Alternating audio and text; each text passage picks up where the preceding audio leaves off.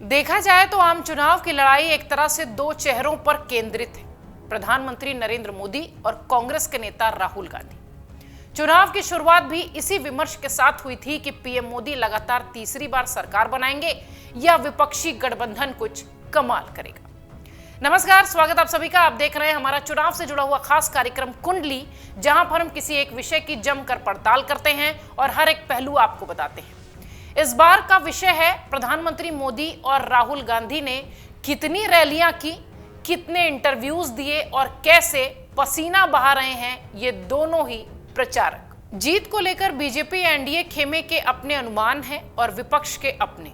सभी की नजरें इन्हीं दोनों पर टिकी हैं। जीत के लिए दोनों खूब मशक्कत भी कर रहे हैं, मगर देखना दिलचस्प होगा कि कौन कितनी रैलियां कर रहा है, कितने इंटरव्यूज दे रहा है और कितना पसीना बहा रहा है, जैसा कि हमने कहा, और किसका प्रचार कितना आक्रामक हो रहा है। इस बार कुंडली में पड़ताल प्रधानमंत्री मोदी वर्सेस राहुल गांधी के प्रचार, प्रसार और रैलियों की। चुनाव की घोषणा के बाद से 8 मई तक प्रधानमंत्री मोदी 103 रैलियां कर चुके हैं। इनमें से मार्च में 9, अप्रैल में 68 और मई में 26 रैलियां हुई।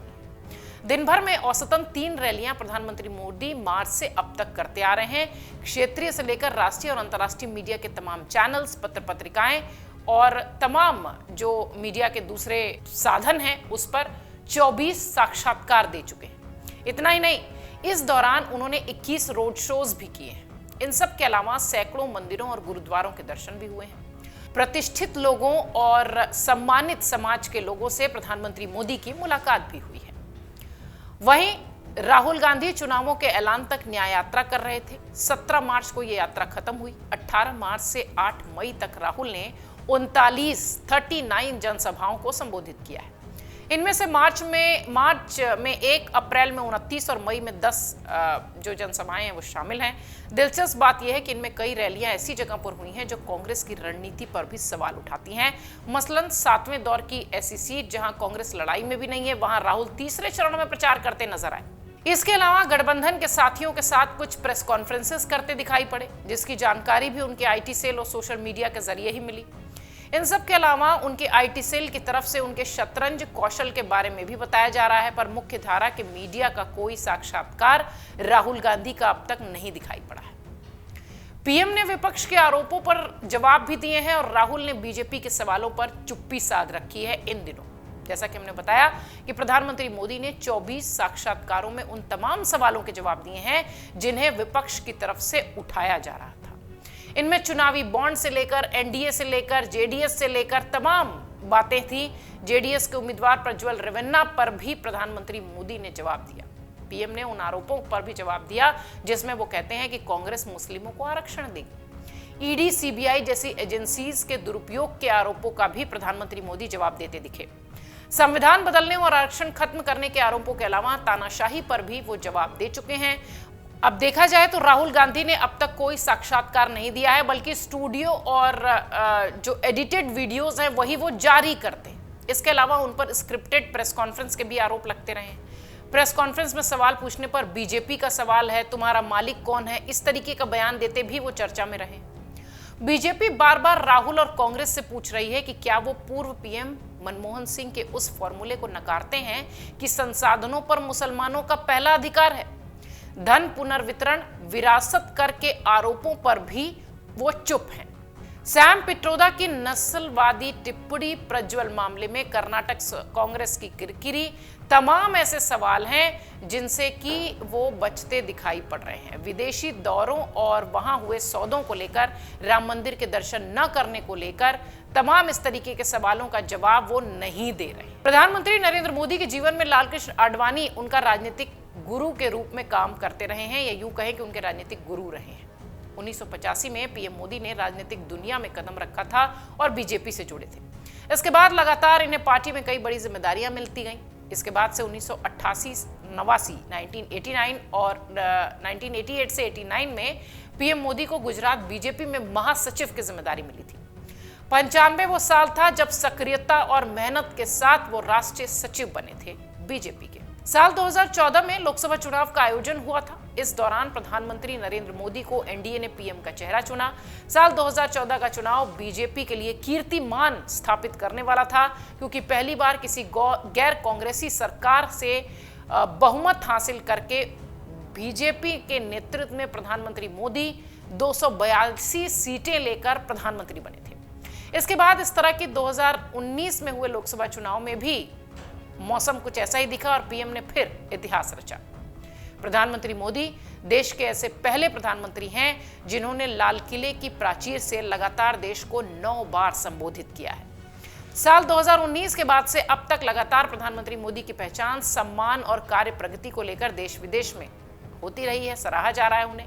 इतना ही नहीं, विदेशों से आने वाले जो भारतीय हैं वो प्रधानमंत्री मोदी के मुरीद हैं, उनसे मिलने, उनकी झलक पाने के लिए उनके दीवाने दिखाई पड़ते हैं। ये तो बात हो गई प्रधानमंत्री मोदी की। अब राहुल गांधी की भी चर्चा कर लें। भारत के सबसे प्रसिद्ध, एक तरीके से कह लीजिए, राजनीतिक परिवार नेहरू गांधी परिवार में जन्मे राहुल गांधी 2004 में राजनीति में आए। 34 वर्ष की आयु में उन्होंने एक्टिव पॉलिटिक्स ज्वाइन की। कांग्रेस की राजनीति में कदम रखने से देरी का मुख्य कारण उनकी दादी की हत्या थी।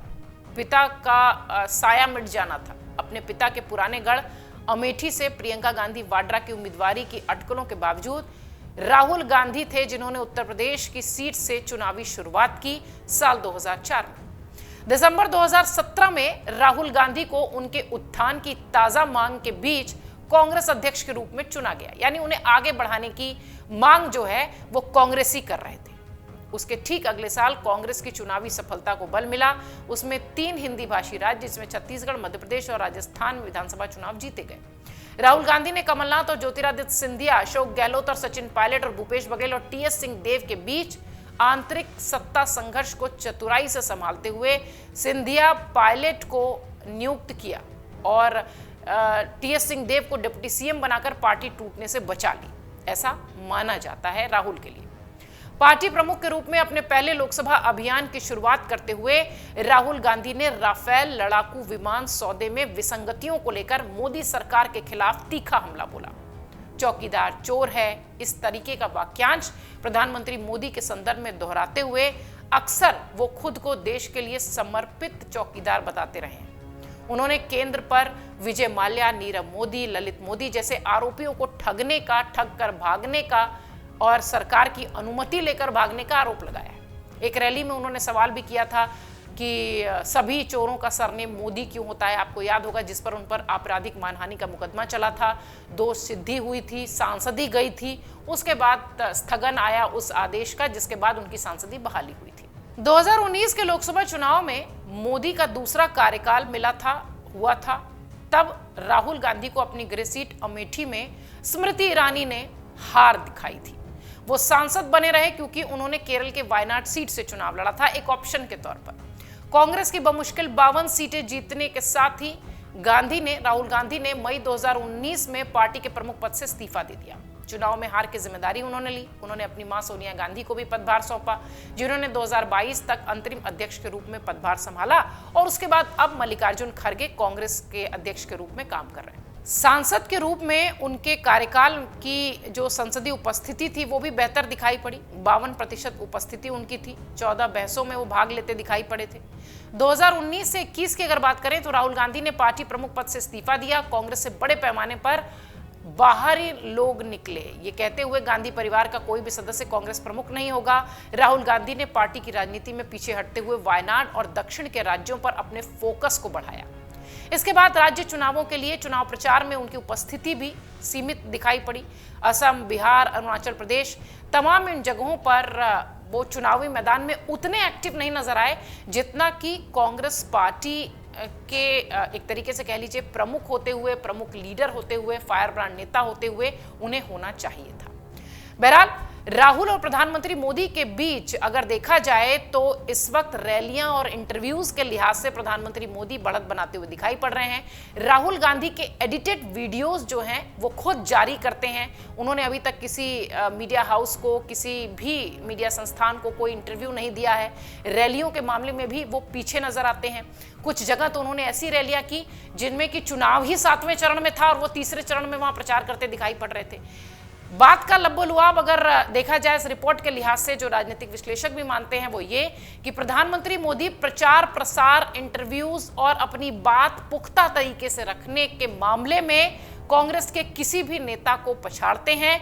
और सबसे महत्वपूर्ण बात कि अगर राहुल वर्सेस प्रधानमंत्री मोदी की बात होगी तो इंटरव्यूज के लिहाज से, जनसभाओं के लिहाज से, रोड शोज के लिहाज से प्रधानमंत्री मोदी बढ़त बनाए हुए हैं। अगर आप ये वीडियो YouTube पर देख रहे हैं तो हमारे चैनल को सब्सक्राइब करें और बेल आइकन को दबाना ना भूलें। अगर आप Facebook पर ये वीडियो देख रहे हैं तो हमारे पेज को लाइक करें।